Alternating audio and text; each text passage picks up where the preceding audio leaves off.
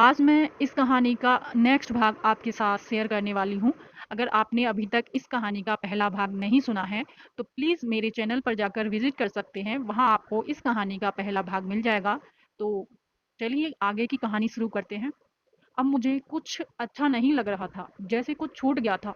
मैं लगातार उसके बारे में सोच रही थी। थोड़ी ही देर में जीजाजी आ गए। मैं उनके साथ चल दी। स्टेशन के बाहर आकर मैं कार में बैठ गई। अभी भी मेरी आंखें उसे ढूंढ रही थीं। जैसे ही मैं घर पहुंची, दीदी आकर मुझसे लिपट गईं और बहुत खुश हो गईं। थोड़ी देर में नाश्ते का ढेर लगा दिया। मैंने कहा, बस करो दीदी, मुझे क्या राक्षस समझ लिया है। सभी लोग खिलखिलाकर हंस पड़े। उसके बाद दीदी सारे समय मेरे साथ ही रही।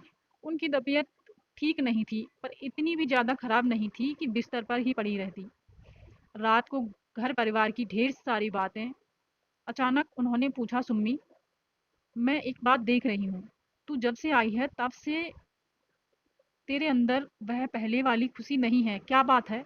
कुछ नहीं दी, बस थकावट है, कहकर मैं सोने का बहाना करने लगी। इसके बाद कई दिन बीत गए। जिंदगी अपनी रूटीन पर दौड़ रही थी, पर एक कसक थी जो बराबर दिल को टीसती रहती थी। पूरे दिन काम के समय, कहीं बाहर जाते समय, रात को सोते समय, डिम्पल की स्माइल वाला चेहरा मेरे सामने आ ही जाता था। कुछ दिनों बाद दीदी की मैरिज एनिवर्सरी आ रही थी, और इस बार मेरे भी वहाँ होने के कारण दीदी बहुत खुश थी। इसी वजह से पार्टी करना चाहती थी। बड़े ही उत्साह से खरीदारी चल रही थी, प्लानिंग की जा रही थी कि कैसे क्या होगा। हर समय इसी बात पर लंबी बहस चलती थी कि कौन कौन सी डिश होनी चाहिए, किस ढंग से, कहाँ पर कैसा इंतजाम होना चाहिए। बड़ी सावधानी से हर काम करते करते आखिरकार वो दिन आ ही पहुंचा। दीदी के बंगले के बड़े से लॉन में पार्टी की तैयारी हो गई थी। सभी मेहमान आने शुरू हो गए थे। कुछ जीजाजी के खास मेहमान थे, जिनका वह मुझसे भी परिचय करा रहे थे। आज दीदी की जिद की वजह से मेरी एक नहीं चली। उन्होंने ब्यूटी पार्लर से अपने साथ साथ मेरा भी मेकअप कराया था। डार्क ब्लू साड़ी और स्लीवलेस बाजू, deep boat neck blouse, matching हार, झुमके में जिसने भी मुझे देखा ठगासा रह गया। प्रशंसा भरी नज़रों को मैं अपने शरीर में चुभता सा महसूस कर रही थी। मुझे हल्की हल्की घुटन हो रही थी, इसलिए मैं वहां से हटकर आगे बढ़ी। और तभी जो अगला मेहमान आया, उसने लॉन में नहीं, जैसे सीधे मेरे दिल में कदम रखा था। ऐसा लगा जैसे शायद मुझे भ्रम हो गया था। मैंने आंखें मसल कर देखा, नहीं, भ्रम नहीं था, वही आ गया था। डिंपल वाली मुस्कान सजाए दीपक आ रहा था। उसके हाथ में फूलों का बुके था। उसने आकर दीदी और जीजाजी को बुके पकड़ा दिया। जीजाजी ने मुझसे कहा, सुष्मिता, इनसे मिलिए, यह है मिस्टर दीपक। और दीपक की जैसे ही मुझ पर निगाह पड़ी, वह मुझसे भी ज्यादा जोर से चौंका। सुष्मिता जी, आप? दीदी की दीदी की तीखी निगाहों ने मेरा एक्सरा करने लगी। क्या तू इसे जानती है? ज़्यादा नहीं दीदी, ये मुझे आते समय ट्रेन में मिले थे। दीदी किसी कुशल डॉक्टर की तरह हमारे चेहरे और भावों का निरीक्षण कर रही थी। अभी तक जो मुझे घुटन लग रही थी, वह कहीं उड़नछू हो गई थी। अब पार्टी मुझे बहुत ही रंगीन लगने लगी थी। खुशियों के सारे रंग पार्टी में उतर आए थे। अब मेरी बात बात पर हंसी दीदी को चौंका रही थी। मेरे शरीर में अजीब सी चुस्ती फुर्ती आ गई थी, और मैं सभी लोगों से खुश होकर मिल रही थी। दीदी मेरे इस परिवर्तन को देखकर हैरान थी। दीदी ने मेहमानों को यह बताकर मेरी आफत कर दी कि सुष्मिता गाना बहुत अच्छा गा लेती है। मेहमानों ने अनुरोध किया, पर मैं संकोच के कारण गा नहीं पा रही थी। दीपक ने मुझसे आकर कहा, गा दीजिए ना प्लीज़। एक नज़र मैंने उसकी ओर डाली और मैंने गाना शुरू कर दिया। जैसे ही गाना खत्म हुआ, तालियों की गड़गड़ाहट से लॉन गूंज उठा। उसके बाद खाना पीना, और फिर दीपक के साथ डांस। आज मेरी और दीपक की जोड़ी पार्टी में छा गई थी। देर रात तक पार्टी चली, फिर पार्टी खत्म हुई। दूसरे दिन सवेरे में बहुत देर तक सोती रही। जब मैं उठी तो देखा कि दीदी ने नाश्ता तैयार कर लिया था। मुझे नाश्ते के लिए बुलाया। जैसे ही मैं वहाँ आई, वो कहने लगी, तू तो बहुत झूठी है, मुझसे तू कब से बातें छुपाने लगी। मैंने कहा, कौन सी बातें? वही जो तेरे मन में है, बोल, है ना, है कि नहीं? वह मेरे सामने बैठकर ठीक मेरे मुंह के सामने ऐसे रिएक्ट करने लगी, तो मुझे हंसी आ गई। देख, आ गई ना बात सामने। अगर झूठ होती तो तू मेरी आफत कर देती। मैं तो तुझे बचपन से जानती हूँ। बता, दीपक को कब से जानती है? कहाँ मिला था तुझे? कहीं नहीं दीदी, ट्रेन में मिला था मुझे, बस। उतने से सफ़र का साथ रहा। थोड़ी देर का हम सफ़र था वह। हमने तो ज़्यादा बात भी नहीं की। मुझे तो यह भी नहीं पता था कि वह क्या करता है, कहाँ रहता है। उसने तो सिर्फ यह बताया था कि मैं दिल्ली में अपने चाचा को देखने जा रहा हूँ, हॉस्पिटल में भर्ती हैं। पूरी बात सुनने के बाद दीदी ने अजीब सा रुख अख्तियार कर लिया था। वो अब दीपक के बारे में कोई बात नहीं कर रही थी, न पूछती थी। मैं सोचती थी कि कोई भी उसकी चर्चा करे तो इसी बहाने मुझे उसका नाम सुनने को मिले। पर दीदी के अलावा उसकी बात कौन करता? और वह कौन थी कि जैसे उसका नाम लेना ही भूल गई थी। अब मुझे वहाँ अच्छा नहीं लग रहा था। एक दिन ऐसे ही एक उदास शाम को दीदी ने कहा, सुम्मी, बढ़िया सा नाश्ता बनाकर टेबल पर सजा दे। मेरी चचेरी बहन का देवर आया है, तो मैंने उसे फ़ोन कर दिया है। वह यहाँ अभी आएगा, आर्मी में है, अभी उसकी शादी भी नहीं हुई है। मुस्कुराकर बोली, क्या पता तेरी बात बन जाए। एक्चुअली मैंने उसको फ़ोटो और डिटेल्स मम्मी पापा को भी भेज दिया है। उन्होंने कहा है कि हमें तो पसंद है, पर सुम्मी को भी पसंद आए तो ठीक रहेगा। आज शाम का नाश्ता फिर खाना वह यहीं खाएगा। तू ऐसा कर ले, थोड़ा तैयार हो जा। मुझे दीदी की बात पर बहुत गुस्सा आया। मुझे पता भी नहीं है और इन्होंने इतना प्रोग्राम बना डाला, कहीं नाराज़ ना हो जाए। यही सोचकर मैंने कुछ नहीं कहा, बस तैयार हो गई। तभी कॉल बेल बजी। दीदी ने कहा, जरा दरवाज़ा खोल दे, लगता है तेरे जीजाजी आ गए हैं। मैंने जाकर दरवाज़ा खोला तो आश्चर्य से मुंह से निकला, तुम? सामने दीपक खड़ा था। मेरा दिल तेजी से धड़क उठा। तो क्या दीदी का मेहमान यही है? इसी की बात और डिटेल्स दीदी ने मम्मी पापा को भेजी थी। इसी से मेरे रिश्ते की बात करने वाली हैं वह। मैं खुशी से बेहोश होते होते बची। फिर वह शाम कितनी खुशी से बीती यह बताना भी मुश्किल है। दीदी मेरी तरफ देखकर मुस्कुरा रही थी। बोल, मेरी चॉइस कैसी है? मैं दौड़कर दीदी के गले में लिपट गई और बोली, आपकी चॉइस बहुत ही अच्छी है, पर आप भी बहुत अच्छी हैं। मुझे दीदी पर बहुत प्यार आ रहा था।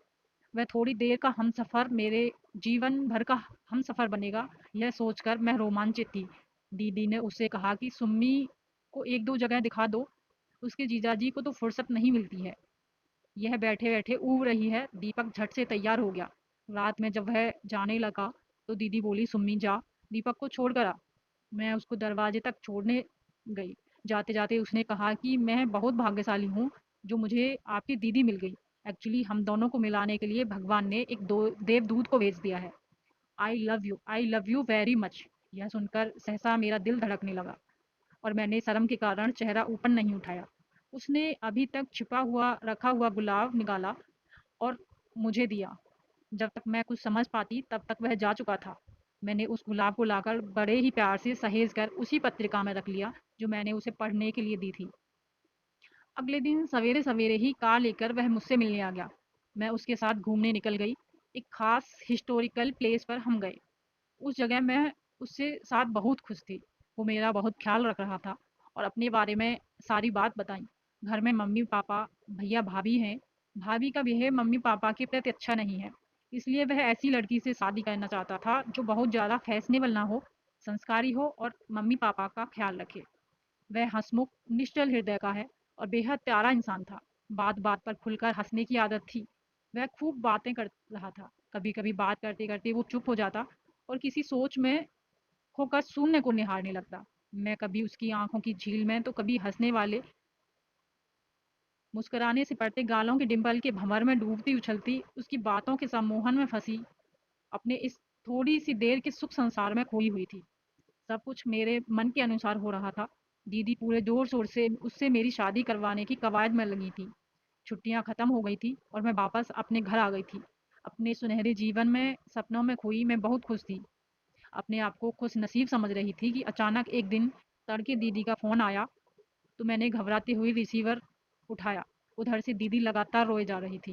किसी तरह से अपने दिल को संभालते हुए मैंने पूछा, क्या हुआ दी? तेरा हमसफ़र तुझसे रूठ गया, वह धोखा दे गया तुझे क्या? क्या उसने दूसरी शादी? मैंने अटकते हुए स्वर में पूछा। नहीं, उसे अर्जेंट ड्यूटी पर बुला लिया गया था। वह आतंकी हमले में शहीद हो गया। मेरे हाथ से फ़ोन छूट गया। मैं बेहोश हो गई थी। मेरा पहला प्यार मुझसे रूठ गया। अब मेरा जीवन गर्मियों में तड़पते मरुस्थल की तरह हो गया था। कोई उत्साह, उमंग नहीं रह गई थी। डिप्रेशन में चली गई थी। ऐसे ही एक दिन जब मैं उसकी यादों में खोई थी, तो मैंने सोचा उसके हाथ से दिए गए उस गुलाब को लाकर देखती हूँ। मैं वह पत्रिका उठाकर लाई। उसमें से गुलाब के फूल को निकाला जो सूख चुका था, पर उसके प्यार की खुशबू अब पत्रिका से होकर मेरे मन में बस गई थी। मैं पत्रिका के एक एक पन्ने को पलट पलट कर देखने लगी। इस पत्रिका को उसने पढ़ा होगा, उसने छुआ होगा। अचानक मैं चौंक पड़ी। उस पत्र में पत्रिका में एक छोटा-सा पत्र रखा हुआ था, जो शायद उस रात को जब मैं सो रही थी, तब उसने लिखा था और शायद उस पूरी रात भर नहीं सोया था। मैंने आज तक इसे देखा भी नहीं था। यह पत्रिका उसी बैग में पड़ी थी।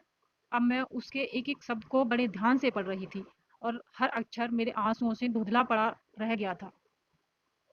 ओ अजनबी हसीना, इस थोड़ी-सी देर के साथ के बाद शायद हम जीवन भर मिलें या ना मिलें, पर इस थोड़ी-सी देर में तुमने मेरे मन में जगह बना ली और मैं ये पल सोते हुए नहीं गुजार सकता। तुमको देखते हुए गुजारना चाहता हूँ। काश मेरे जीवन में ऐसा समय आ जाए कि मैं तुमको देखता रहूँ और देखता-देखता इस संसार से रुखसत हो जाऊँ। तुम्हारा थोड़ी देर का हमसफ़र। यह जीवन और समाज है। हमारे जीवन में अपना हक नहीं होता। मेरे लाख मना करने के बावजूद भी मेरी शादी हुई। संपन्न परिवार था, चाहने वाला पति मिला और मेरे 2 बच्चे। पर मेरा एक दिल का कोना है जो मेरा अपना है।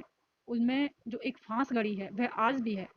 मैं अभी भी अपने बिल्कुल एकांत के क्षणों में उसे याद करती हूँ और मेरे मन में प्यारी सी डिंपल वाली स्माइल भरा चेहरा उभर आता है। वह मेरे मन में कभी नहीं गया और मरते दम तक भी नहीं जाएगा।